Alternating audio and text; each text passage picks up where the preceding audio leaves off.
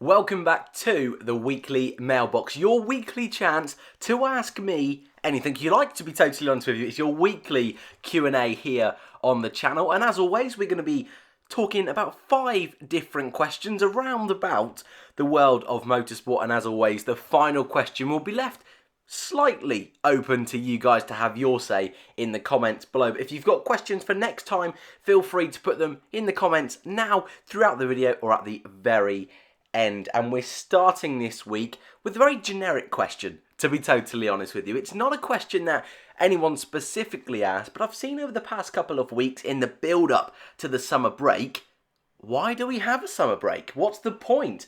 We've got the massive gap in the winter. Formula One teams and drivers, they only work on a Saturday and a Sunday.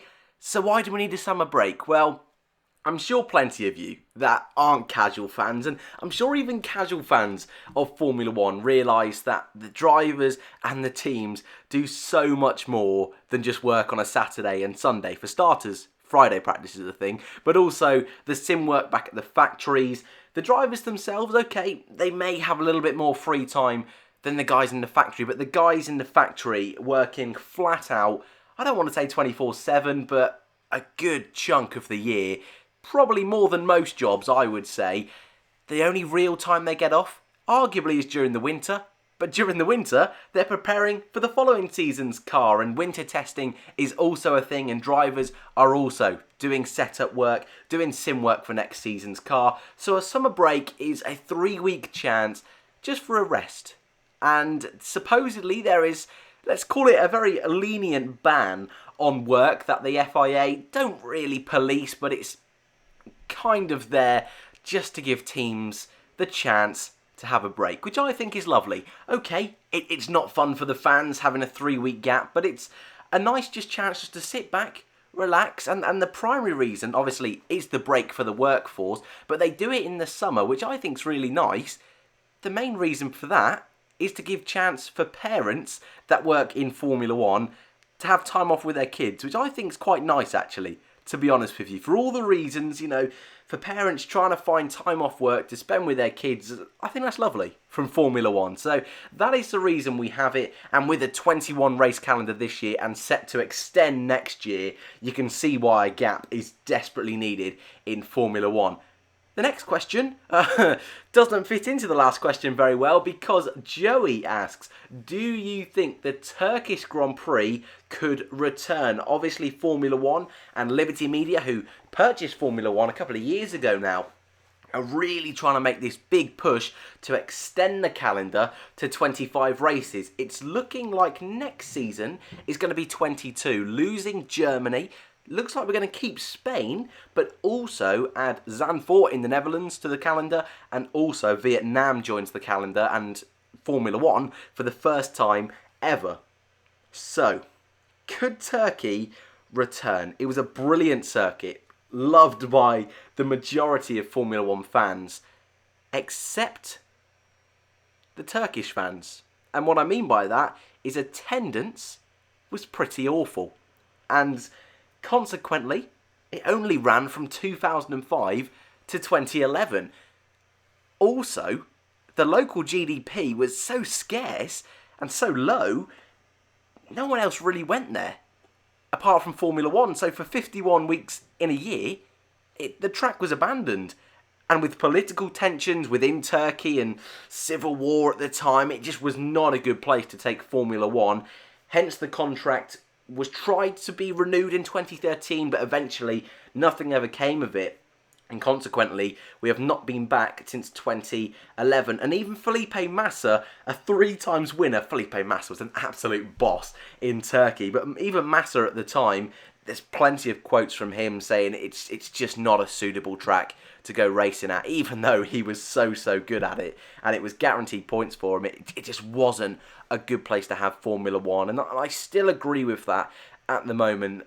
If there is a fan base there, like they have tried, well, they've definitely identified in the Netherlands, we go into Zandvoort next year, yeah, great, awesome, that makes total sense. But to go to Turkey just for the track and for no other reason. It's just not sustainable within the area. And I definitely think there's other places I would prefer to see a Grand Prix that I think potentially Formula One will look at. Obviously, they're looking at more Grand Prix in the US. There's talk of having a London Grand Prix, some sort of street circuit, which actually they're bringing back to Formula E next season.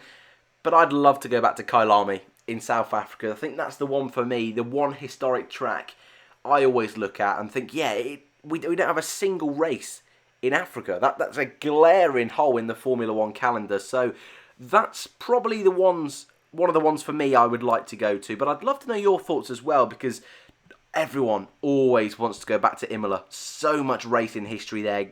Brilliant and also terrible and horrific history there. But it's a staple of Formula One is Imola. We've gone back to Mexico in recent years. I mean, the Nürburgring, Hockenheim, there's so many tracks. So for me, Turkey isn't near the top of my list. And also, just for a few people asking and saying homes have been built there, I've been on Google Maps, 2019 images, that's not the case. So it's all good, the track's still there, but it's just not being used. Next question, a Formula E question this time.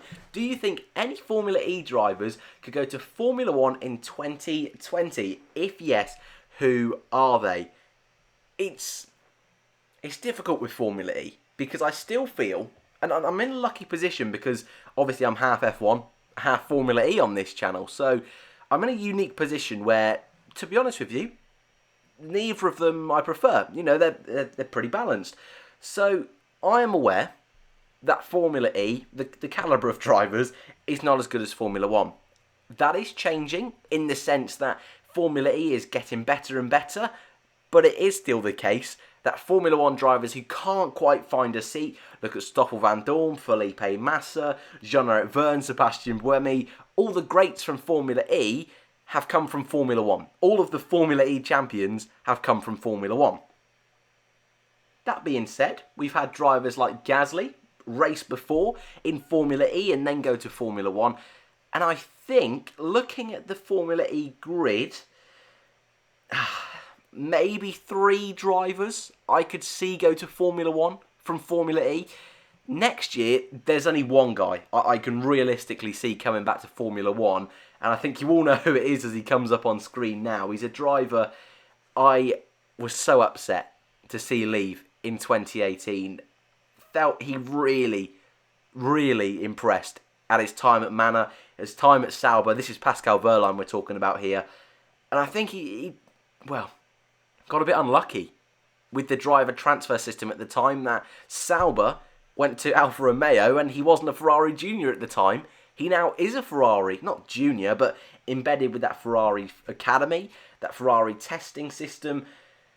So I think Wehrlein could make his way back into F1 next season. I think he'd be a brilliant fit for Haas. I really do. I think he's proved himself now in multiple categories that he's fast. He's proved himself in Formula One that he can do a good job. And I think Haas are looking for a driver that's got a little bit of experience, but also is young enough to stay with the team and bring that little bit of fire to the team that I think Haas is missing at the moment. So I think he would be brilliant, and I'm almost confident that he's going to come back to F1 next season. No confirmed deals yet that he's staying in Formula E, so fingers crossed for me that Wehrlein makes the move back. Also, Alfa Romeo, Giovinazzi this season hasn't been brilliant, so maybe Wehrlein could swap with him, but I'm not too sure about that. The other guy potentially is Maxi Gunter, but news really heavily circulating today. Antonio Felix da Costa has left BMW, and it looks like Gunter is going to replace him at BMW. So that's the only one potentially I could see going to Formula One in the future. Van Dorn, I think Van Dorn's just in a good place. Most likely, 99% chance he's going to Mercedes Formula E next year.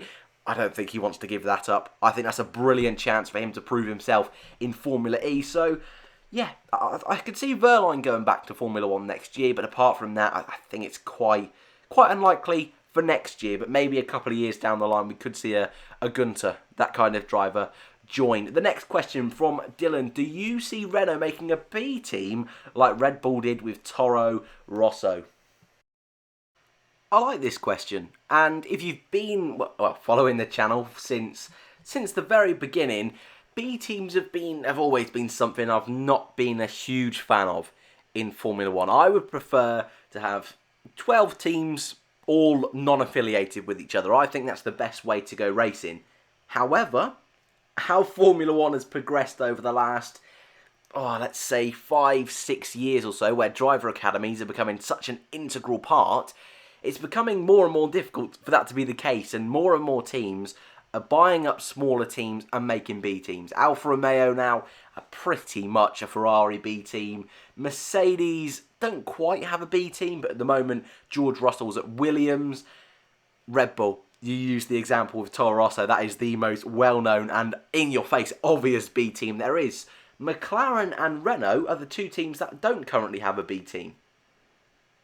It's a funny one because, for me, McLaren, who have a young driver program but aren't a works team, I don't really think they need a B team. And I don't think that fits in with the McLaren, I was going to say ethos, the way they go racing. I think they very much, like Williams, are traditionalists, don't need B teams, they are the team, and that's all that matters. For Renault, it's different because they're a works team, and they've got some really good young drivers coming through. I mean, this year in Formula 2, you've got Jack Aitken and Guanyan Zhou. Guanyan Zhou, rookie so far, leading the rookie championship. He's really impressed. So they definitely have the drivers to be able to fill a team. But at the moment, even the A team isn't getting results. So the only way I can see this happening is if they eventually get close to winning, close to championships. But even then, they need to be pumping all their resources at the moment into the big team, into the big daddy team. They can't afford to start paying for B teams and consequently hurting the number one team. So maybe, 10 years down the line, they could look into it. But at the moment, I don't see that being a sensible option at all, even though they've got some strong drivers. I mean, Antoine Hubert, I forgot about him as well. Some really strong talent coming through for them, but just not sensible. And the final question, question 5, and the question I like to leave open to you guys, if you are new to the channel, which I know plenty of you are at the moment, we leave question 5 up to the audience. So I will say my answer, and then you can say yours in the comments. And it's something I've been speaking about for a long time, since the beginning of Season 5 in Formula E. Should Esteban Ocon go to Formula E to join Mercedes? First of all, is he going to get a seat in Formula 1 next year? I'm not too sure.